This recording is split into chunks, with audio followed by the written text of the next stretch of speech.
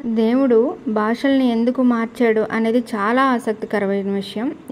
ఇది ప్రతి ఒక్కరూ తెలుసుకోవాల్సిన, చాలామందికి తెలిసే ఉంటుంది, తెలియదని కాదు. కాకపోతే మరొకసారి ఇంకా వివరంగా తెలుసుకునే ప్రయత్నం ఒకసారి చేద్దాము. మరి బాబేల్ గోపురం అంటే ఆదికాండము మనము 11:1-9 పరిశీలించినట్లయితే ఆ కాలంలో ప్రపంచమంతా ఒకటే భాష మాట్లాడేది. ప్రజలు కలిసి పనిచేసేవారు. వారు ఒకరి భాషను మరొకరు చాలా సులభంగా అర్థం చేసుకునేవారు అన్నమాట. గోపురం నిర్మాణం చేయాలనుకున్నారు వారు. ఎలా?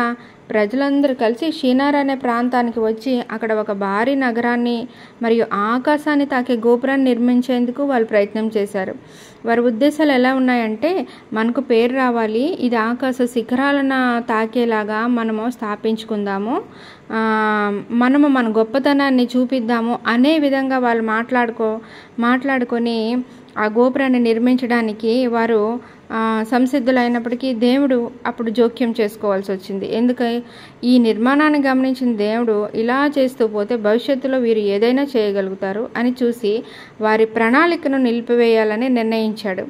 ఇది దేనికోసమో మనం ఇంకా వివరంగా తెలుసుకుందాము. దీన్ని ఇక్కడ మీరు తప్పుగా అర్థం చేసుకోవద్దు. అందుకోసము వారి భాషను గందరగోళంగా మార్చాడు. తద్వారా వారు ఒకరిని ఒకరు అర్థం చేసుకోలేకపోయారు. భిన్నమైన భాషల కారణంగా వారు అనేక గుంపులుగా విడిపోయి భూభాగం అంతా వ్యాపించిపోయారన్నమాట. ఆ నగరానికే బాబేల్ అనే అర్థం వచ్చింది. బాబేల్ అంటే గందరగోళం అని పేరు పెట్టారు. ఎందుకంటే అక్కడ మాత్రమే విభజన జరిగింది కదా, భాషల విభజన. అందుకని దేవుడు భాషల్ని ఎందుకు వేరు చేశాడు ఇప్పుడు మనం కూలాంకుషంగా తెలుసుకుందాం. మనుషుల గర్వము, స్వార్థమే దానికి కారణం. ప్రజలు దేవునికి ఎదురుగా తమకంటూ ఒక గొప్పతనం ఏర్పరచుకోవాలని ప్రయత్నించారు. వారు దేవుని ఆశ్రయించకుండా స్వతంత్రంగా మారాలని ప్రయత్నించారు. దేవుని అధికారాన్ని ప్రశ్నించడం, వారు గోపురాన్ని ఆకాశాన్ని తాకేలా కట్టాలని ప్రయత్నించడం దేవుని స్థానాన్నే అధిగమించాలని ఉద్దేశాన్ని సూచిస్తుంది. దేవుడు మాత్రమే పరిపూర్ణుడు, కానీ మనుషులు తామే శక్తివంతులమని భావించడం దేవునికి ఎంత మాత్రమూ అది సమ్మతించదగ్గదైతే కాదు. ఎందుకంటే లూసిఫర్ ఏం చేశాడు? మరి వీళ్ళు కూడా, మనుషులు కూడా, మానవజాతి కూడా అదే చేస్తే ఇంకా దేవుడు ఎలాగా భరించగలరు? అందుకని చెప్పి దేవుడు దాన్ని ఖండించారనమాట. దేవుని విధి ప్రకారము ప్రపంచవ్యాప్తి, దేవుడు సృష్టికి ఇచ్చిన ప్రథమాజ్ఞ ఏంటి? పుట్టి పెరిగి భూమంతటా వ్యాపించండి, ఆదికాండము 1:28. కానీ వారు ఒకే చోట ఉండాలని ప్రయత్నించడం దేవుని నియమానికి విరుద్ధంగా ఉండడం.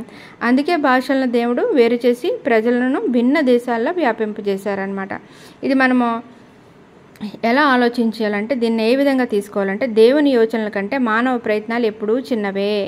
గర్వం మనుష్యుని నాశనానికి దారితీస్తుంది. దేవుని చిత్తాన్ని అనుసరించడం ఎప్పుడూ ఆవశ్యకత, మనకి ఎప్పుడూ అత్యవసరం. దేవుని చిత్తాన్ని మాత్రమే మనము ఆమోదించాలి, ఆచరించాలి. దేవుని ఆజ్ఞను ఎల్లప్పుడూ మనం పాటించాలి. మరి నేటి భాషల ప్రభావము. బాబేలు ఘట్టం తర్వాత ప్రపంచంలో వేలాది భాషలు ఏర్పడ్డాయి. భిన్న భాషలు ఉన్నప్పటికీ దేవుని సంకల్పం ద్వారా ప్రభువైన యేసుక్రీస్తులో ప్రజలు మళ్ళీ ఒకే ఆశయంతో చేరిపోతారు. అది ఏంటంటే, ఎక్కడ? ప్రకటన గ్రంథము 7